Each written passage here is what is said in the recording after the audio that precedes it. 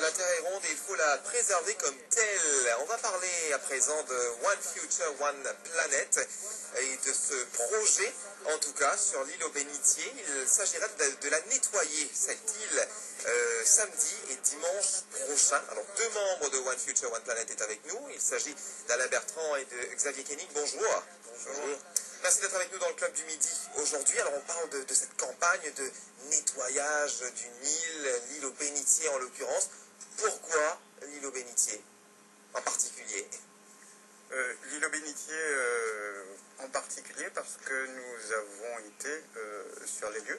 Nous avons vu, nous avons constaté de visu quels étaient les dommages causés à l'environnement par rapport à la présence humaine, par rapport à des comportements, on va dire, incivils. Et donc par rapport à cela et par rapport aux Global Dialogues qui se sont tenus en amont, et les Global Dialogues nous ont permis de rencontrer plus de 600 personnes et de définir un petit peu quelles seraient éventuellement les volontés des gens pour un futur meilleur. Oui. Et donc, à partir de ça, nous avons décidé de concrètement lancer des actions. Et une de ces actions, justement, c'est le clean-up de l'île aux Bénitiers. Alors, l'objectif, Xavier, peut-être, c'est de sensibiliser sur la question. Il faut savoir aussi que ce n'est pas juste un autre clean-up ou nettoyage, et que c'est l'île aux Bénitiers parce que des membres de notre équipe habitent dans la région, donc ils ont constaté l'état des lieux. Et aussi parce que nous vivons dans une société qui est basée beaucoup sur la consommation et nous avons accès à toutes sortes de produits jetables. Donc il y a des déchets partout. C'est un site comme les autres qui est aussi un site magnifique. Et nous voulons donner l'opportunité aux gens de venir comme aider à leur manière, en tout cas, pour ramener, du moins se débarrasser des déchets. Alors vous parlez plutôt d'une société zéro déchet. Est-ce qu'on pourra y parvenir, selon vous, sans être trop défaitiste à la base, mais est-ce que c'est réalisable, ça? C'est une stratégie à très long terme. Très très long. Et la raison pour laquelle ce nettoyage n'est pas juste un nettoyage, au fait, avec les déchets, nous allons construire des sculptures. Beaucoup d'artistes nous ont rejoints, notamment Partage, le Black River Art Group, Tamarin Art Center, pour justement réaliser des sculptures, des objets d'art avec les déchets, pour commencer à penser aux déchets comme des ressources. D'accord. Que nous pouvons nous en servir comme matière première, mais aussi construire des choses, que ce soit de l'art ou des choses plus utiles comme des meubles, etc. Et c'est dans cette optique, vers le futur, de traiter les déchets comme ressources, que nous pourrons éventuellement arriver à ne plus avoir de déchets dans la nature. Alors justement, un mot à présent sur ce week-end-là, ce sera ce samedi et ce dimanche. Comment ça va se passer? Je sais que vous avez beaucoup de volontaires là qui s'embarquent, en tout cas dans cette aventure de nettoyage. Vous serez les fées du logis sur l'île aux Bénitiers. Expliquez-nous tout ça. Les fées du logis, peut-être pas, parce que le travail qui s'annonce paraît quand même assez énorme. Nous, on est en train de beaucoup plus sensibiliser le public en général à travers les réseaux sociaux. Et aujourd'hui, grâce à Radio One, on arrive vraiment à sortir de ce milieu virtuel et d'arriver sur Terre. D'accord. Et donc notre but, c'est de vraiment réunir une centaine de volontaires par jour et de les amener sur l'île. Et non seulement de leur demander de ramasser les déchets, mais aussi c'est une façon de sensibiliser une grande partie de la population par rapport aux situations qui existent, par exemple à Béducap, à la Cambuse, à Rochenoir, dans les caves de Rochenoir, où nous avons été. Nous avons fait déjà des petites sessions de clean-up, mais vu la quantité de déchets, on s'est rendu compte que nous, en tant que petit groupe, en tant que One Future, One Planet Mauritius, nous n'allions pas suffire. D'accord. Voilà.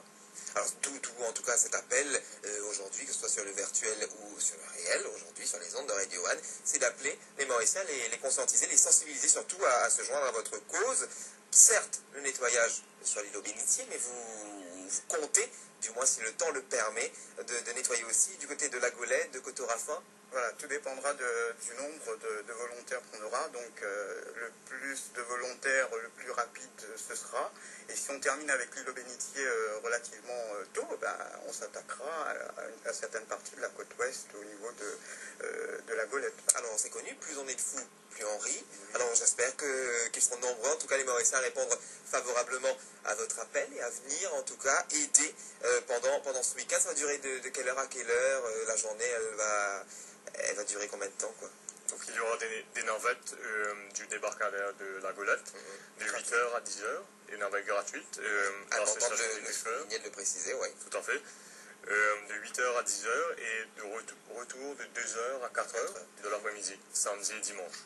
Alors donc vous espérez avoir beaucoup de monde, mais est-ce que les navettes seront suffisantes, les bateaux seront suffisants pour embarquer tout ça? Les stakeholders, ceux qui s'occupent des sports de plaisance, se sont réunis justement pour nous donner un grand coup de main. D'accord. C'est aussi une occasion pour nous de remercier ceux qui se sont alliés à cette tâche, c'est-à-dire nos sponsors, notamment l'Union européenne, qui a mobilisé les sous en fait pour cette opération, car cela nécessite des gants, cela nécessite des poubelles, cela nécessite aussi du transport, parce que pour enlever les déchets, à un certain moment, il faudra bien les mettre dans un camion et les emmener. Donc nous avons l'Union européenne, nous avons ELIA, Ecological Living in Action, une société. Mission verte. Voilà, nous avons aussi Mission verte. En tout cas, pas mal de stakeholders, comme vous le disiez, et plusieurs partenaires, qui se sont joints donc justement à cette cause, à ce mouvement. La mission vous souhaite quoi? Bon courage. Surtout, il va falloir se retrousser les manches, mais vous ne serez pas seul, évidemment. C'est toute une équipe derrière vous, et puis ce sera surtout ces nombreux Mauriciens qui répondront favorablement, on espère, à cet appel. Écoutez, l'appel il est lancé. Je veux dire, nous invitons un maximum de Mauriciens à rejoindre la cause. Mais ceci dit, les places sont très limitées parce qu'on ne va pas se permettre quand même d'emmener 2000 personnes sur l'îlot bénitier. On fera beaucoup plus de tort que d'aider cette île. Donc il est important que vous vous enregistriez sur notre site, sur notre page Facebook. Oui. Il y a une icône qui vous permet de vous enregistrer directement. Alors le nom de la page c'est? Alors c'est tout simplement One Future, One Planet MU. D'accord. Donc vous vous retrouvez là, vous enregistrez et vous êtes automatiquement à l'intérieur. Ou alors vous nous envoyez un email à onefutureoneplanet@gmail.com. Ben voilà, c'est dit. En tout cas, Alain Bertrand, Xavier Koenig, merci beaucoup d'être venu dans le Club du Midi aujourd'hui. On compte sur vous pour nous en parler après. Si cette opération est une réussite, il y en aura sûrement d'autres qui suivront. Vous nous tiendrez au courant, vous viendrez nous en parler. Et puis il y aura aussi l'étape de sculpture, tout le côté artistique avec les déchets recueillis. Et bien on va suivre tout ça avec l'unité mauricienne, on va dire, de One Future, One Planet. Et en passant, on se permettra d'inviter Radio One à intervenir si elle veut pendant le week-end, c'est-à-dire d'être avec nous ou sur l'île ou dans les environs de l'île. En tout cas, on ne sera pas loin. Voilà. Rassurez-vous. Merci beaucoup, bonne continuation, à très bientôt. Merci beaucoup, bonne semaine. Au revoir.